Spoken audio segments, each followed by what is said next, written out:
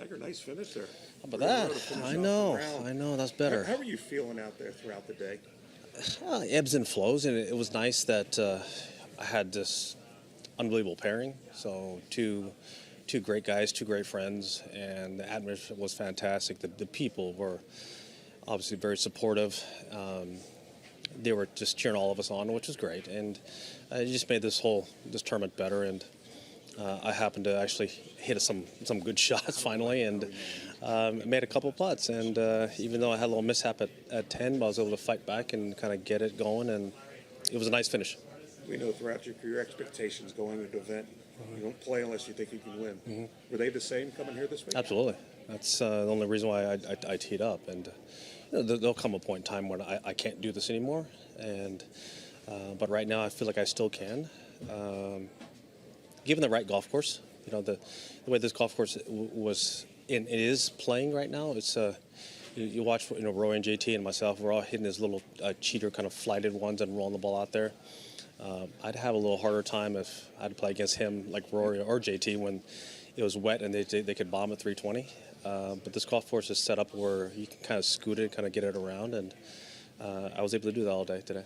Well, thanks for your time. Well played. Yeah, thank you. See you out there tomorrow Appreciate morning. it. You got it done. Tiger, I know you.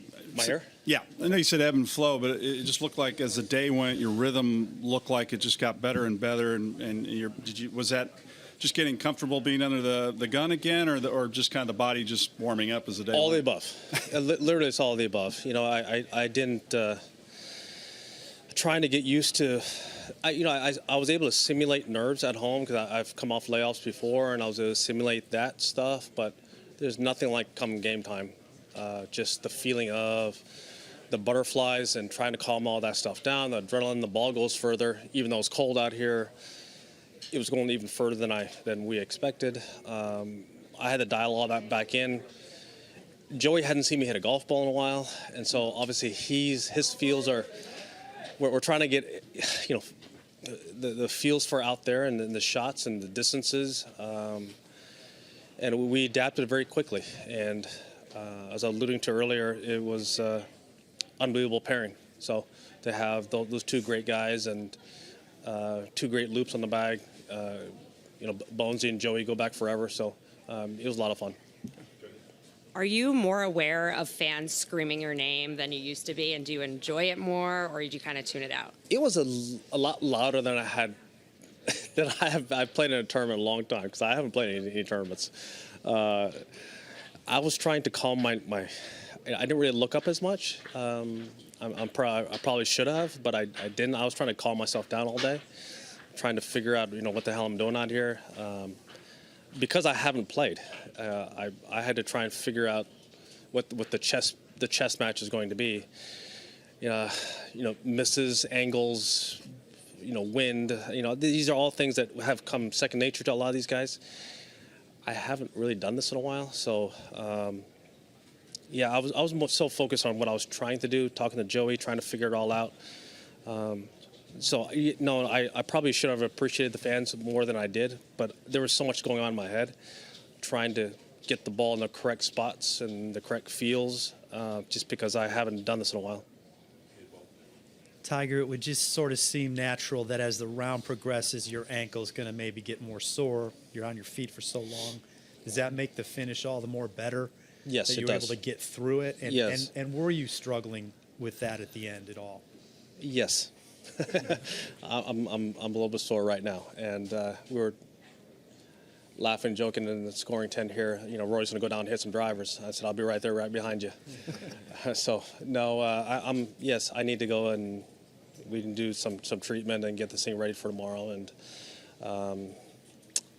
again, last year you saw it. I didn't finish off the rounds right. Those are things that I hadn't done, and I hadn't played a whole lot, so I was chastising myself pretty hard, coming off of 12, and say, hey, we got to really get this thing going. I don't know how I'm going to do it after hitting a bad tee shot on 13, but let's just somehow figure it out and figure out how to piece together something around even par or 1 under par, and then just happen to get 3 in a row coming in.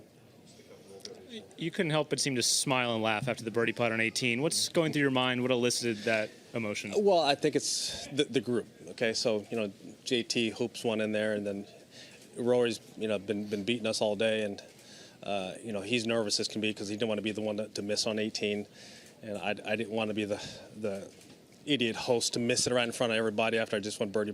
These are all things that we all say amongst each other, but obviously people don't hear it. But caddies hear it, we all hear it, and it was a great round, ebb and flow of us needling each other, encouraging each other, and telling stories, because I haven't been out here, so I had missed some of the things that have transpired on tour, which is kind of fun.